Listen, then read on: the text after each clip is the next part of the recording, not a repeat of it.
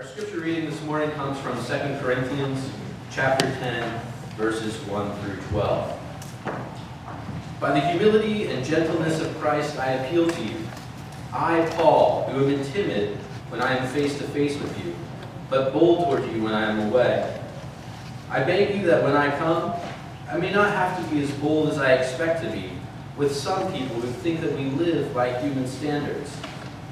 Yes, we live as human beings, but we do not wage war as human beings do. For the weapons of our warfare are not merely human. They have divine power to demolish strongholds. We demolish arguments and every pretension that sets itself up against the knowledge of God.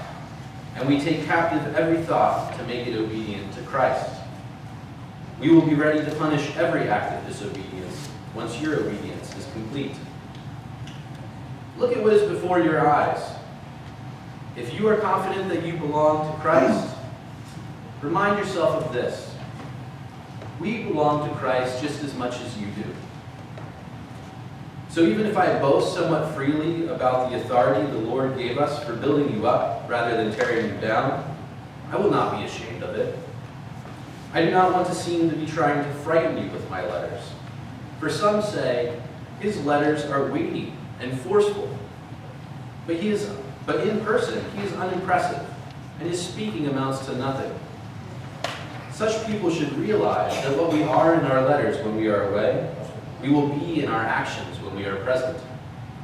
We do not dare to classify or compare ourselves with some who commend themselves. When they measure themselves by themselves and compare themselves with themselves, they don't show good sense. The word of the Lord. Thanks be to God. In this chapter, a new conflict is introduced. Certain individuals are starting to question Paul's authority as a leader in the church.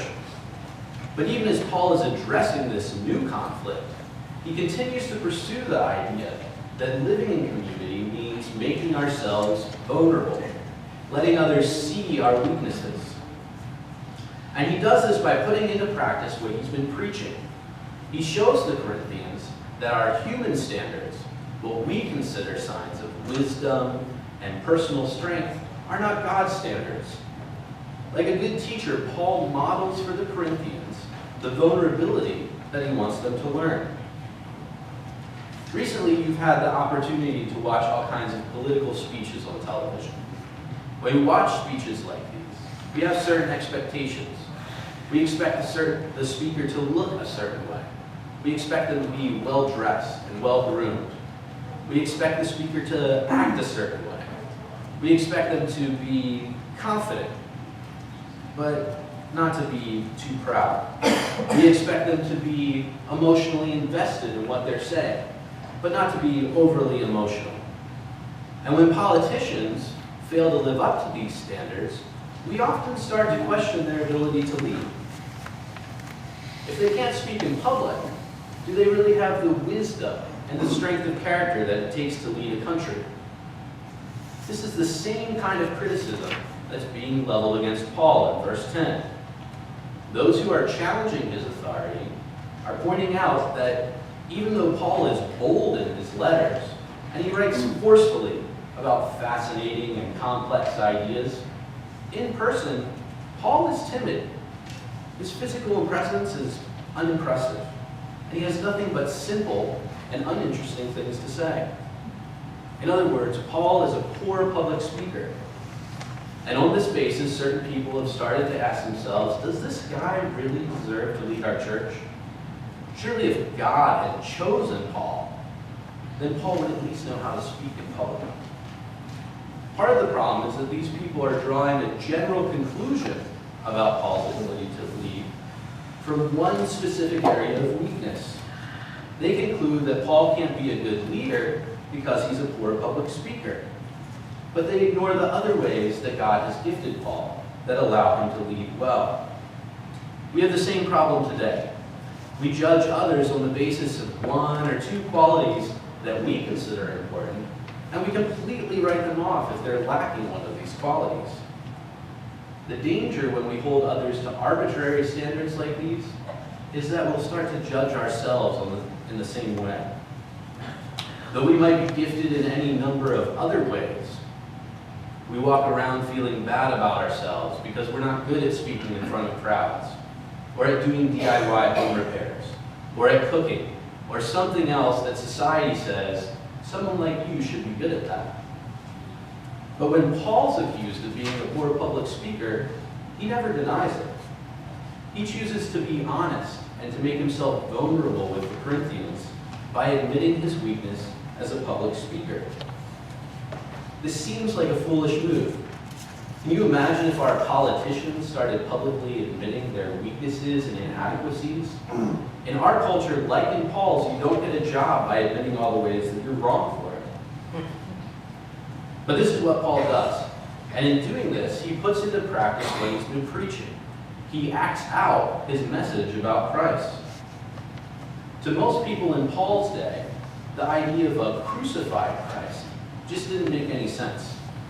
At the time, Israel was under Roman rule, and Christ, or Messiah, was a title that referred to a hoped-for political figure that would overthrow the Romans and restore political power to the Jewish people. Someone that had been crucified simply couldn't be the Christ, because rather than defeating Rome, Rome had defeated them. Crucifixion showed their weakness in contrast to the strength of the Roman Empire.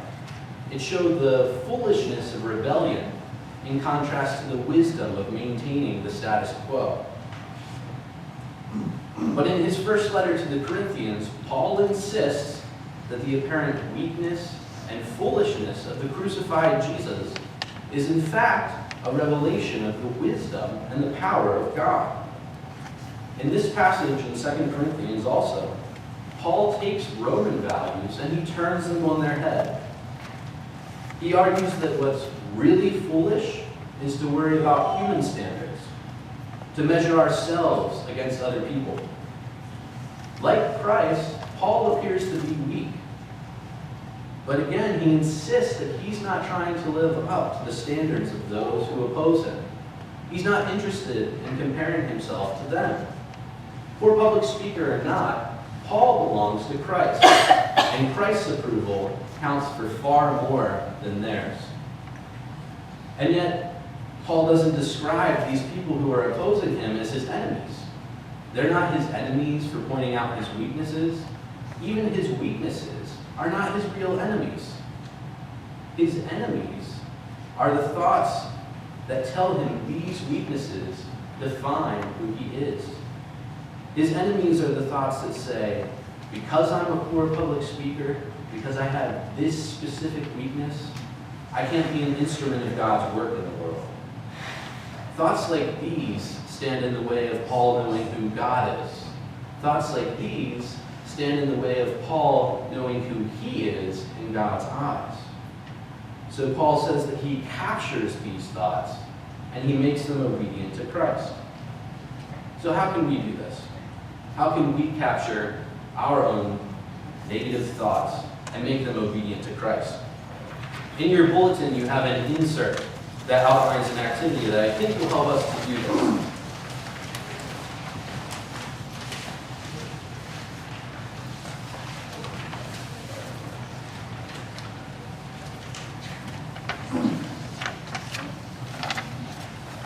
And the activity includes 4 steps.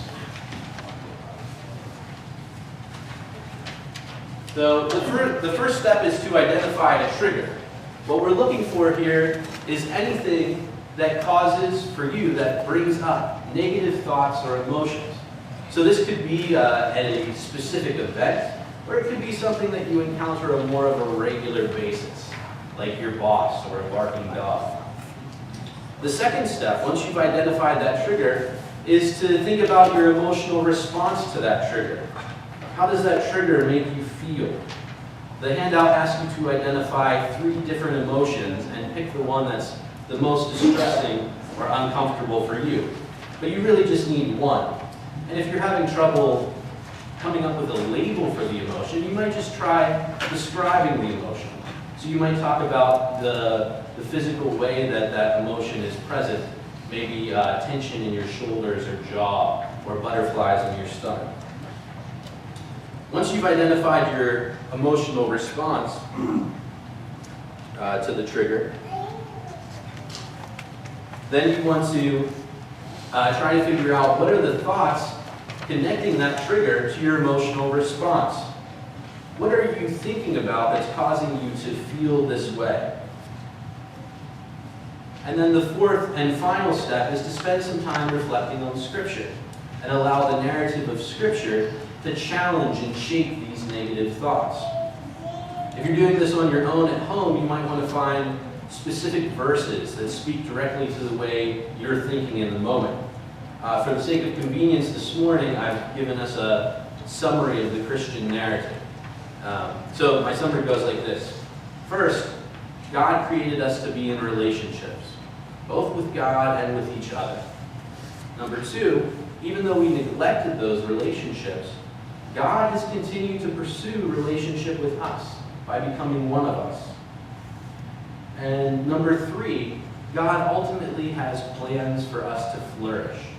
Even though we've neglected those relationships, God's not out to shame us or to harm us because of it.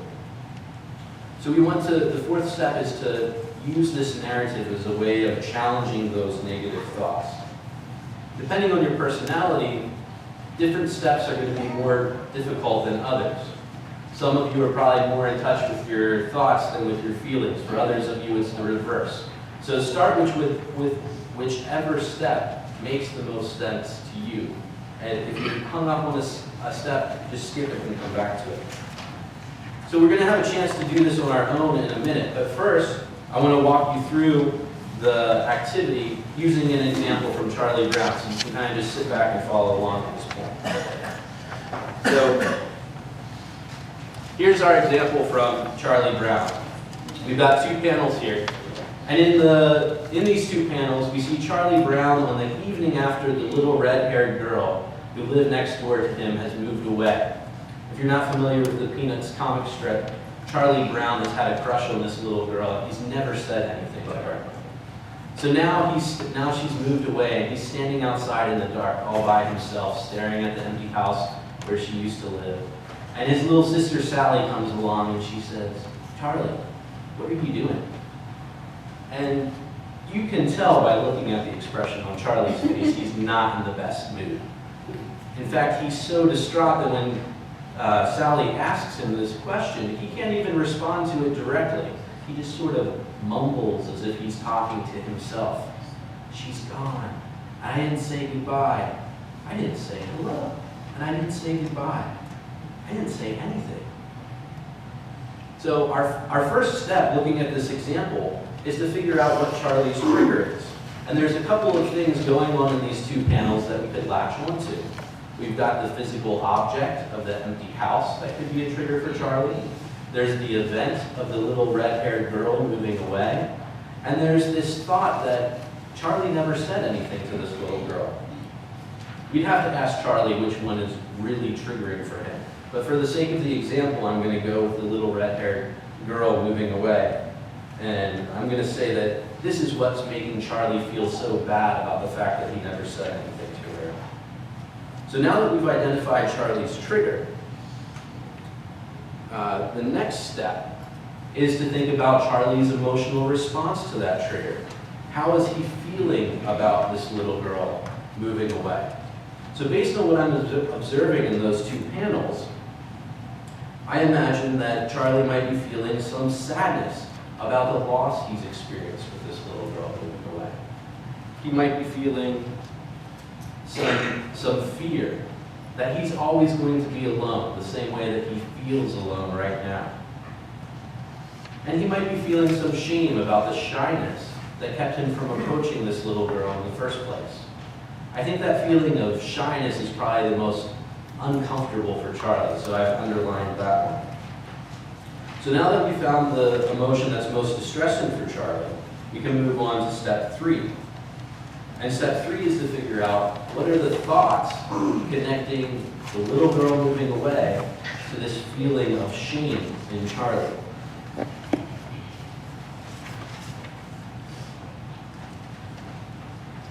At first, I think it's tempting to say that this could be connected by the thought, I'm socially awkward. But the fact is, if you've read the Peanuts comic strips before, Charlie is actually socially awkward. And I think since this is a fact, Paul would encourage Charlie to embrace his awkwardness. The question rather is, how does Charlie interpret that awkwardness? What value judgments does Charlie make about himself as a result of that awkwardness? So these are the kind of negative thoughts that we're looking for, thoughts that are interpretive and make value judgments. So, for example, as a result of his awkwardness, Charlie might be thinking now that he's not relationship material, and that no one is ever going to love him. So now our fourth and final step is to think about how these thoughts are challenged by our Christian narrative. And I think the answer is that since God is and always has been lovingly pursuing relationship with Charlie, it's simply not true that Charlie is not relationship material, or that no one will ever love Charlie. Because God already loves Charlie, and God is already pursuing relationship with Charlie. So at this point, you're probably wondering what the next step is. We've identified that Charlie's thoughts don't line up with our Christian narrative. What do we do now?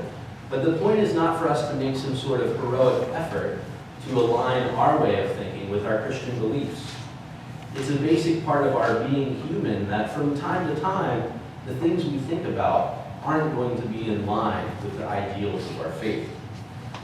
Because our human standards are different than God's standards, it's easy for us to judge ourselves harshly about faults that in God's judgment aren't faults at all. Our goal is to be mindful of this and to create space in our life for Christ to be at work, to challenge and shape our thoughts. So I want to challenge you during this week to do this. Be mindful of what you're thinking and feeling. You don't have to take the time to actually go through this worksheet, but as you're going through your day, pay attention to your thoughts and feelings. Ask yourself, is what I'm thinking right now consistent with what I believe about God, with what I believe about God lovingly pursuing me, with what I believe about God having plans for me to flourish? And I think if we put this into practice, we'll find that our standards slowly start to align with God's standards, and that we more and more become comfortable with who we are, even in our weaknesses. So I'm going to invite the band forward at this time, and I want you to take a little time to work through this worksheet on your own. Start with the parts of the worksheet that make the most sense to you. You probably won't get through the whole thing, but take some time to think about, for yourself, what does it mean for me to let Christ challenge and shape my thoughts?